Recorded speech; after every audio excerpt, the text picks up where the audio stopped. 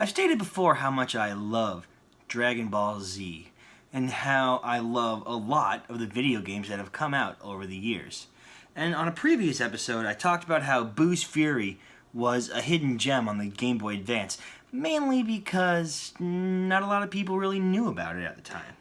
But today, I'll be talking about another Dragon Ball Z game, and before you ask, no, not this one.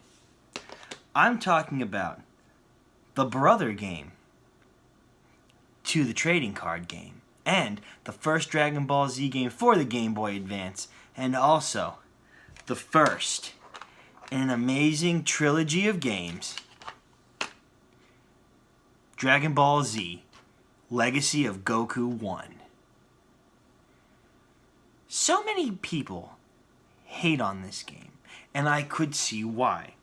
If you compare Dragon Ball Z Legacy of Goku to Legacy of Goku 2, or even the amazing game, Dragon Ball Z Legendary Super Warriors, it doesn't quite hold up.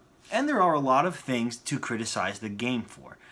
But the reason why I think is that it's a hidden gem is not because of what it didn't do, but what it did. So the game follows the first few seasons of Dragon Ball Z up to the final fight with Frieza. So you start off at Kame House to fight Raditz, and then you go all the way up to fighting Frieza. Now this game is kind of like an RPG. You beat up bad guys, you level up, and you get stronger, and you get more moves as the game goes on. But I could see that in comparison to other games like Legacy of Goku 2, Legacy of Goku 1 is kind of clunky, sometimes. And the hitbox is a little bit short. But I will say this, it's fairly accurate to the story of Dragon Ball Z. I feel like it does a very good job at recreating some awesome fights, especially between Raditz, Vegeta, and Nappa, then the Ginyu Force and Frieza later on. And it does have a couple of missions that are filler missions, but still very enjoyable, I think, nonetheless. Like the part where you go into hell and you have to trick the Red Devil so he'll rip open a portal and let you get out. I think that's okay.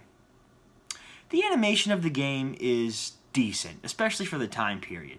It got better as time went on, but I don't think that Goku and certain other characters look bad. They kind of messed up Yamcha's look. He doesn't have the long hair. He's got like the short spiky hair, but his character avatar has the long hair. So that's one little gripe. But I think the characters that are available look fine. Plus, you get to fight all four forms of Frieza as Goku. And while that's not canonically accurate, I think that's a really nice touch. Now, of course, the final fight of the game is against the final form Frieza, and you of course witness Krillin getting murdered, then you go Super Saiyan. I think that's pretty cool. Now, another thing that a lot of people argue is that the game is kind of hard to figure out what to do and where to go, and I could agree with that. The game can be beaten within a couple hours if you know where you're going, and if you use the cheat code to give you infinite health. Because let's face it, while the game is fun, it's very hard. And the scaling of the enemy's strength to yours isn't always necessarily fair. Like, you could be at max level, which is 25, and go against fighting Frieza, and he'll kill you in 4 hits if you're not careful. But there are ways around this. So what you would do is you would spam Solar Flare and then go up to punch him, or just keep blasting him with Kamehameha waves until he dies. So there are ways to get around the difficulty. But for a young child or someone that's not really good at video games, I could see why this game would be frustrating. It is hard.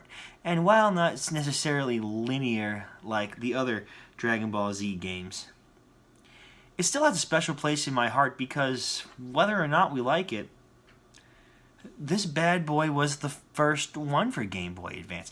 This was the first Dragon Ball Z game we got to play exclusively as Goku from beginning to end.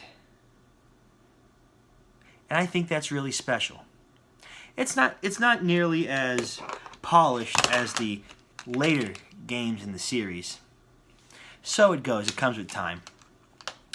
But I do think that Legacy of Goku aged better than a lot of people give it credit for.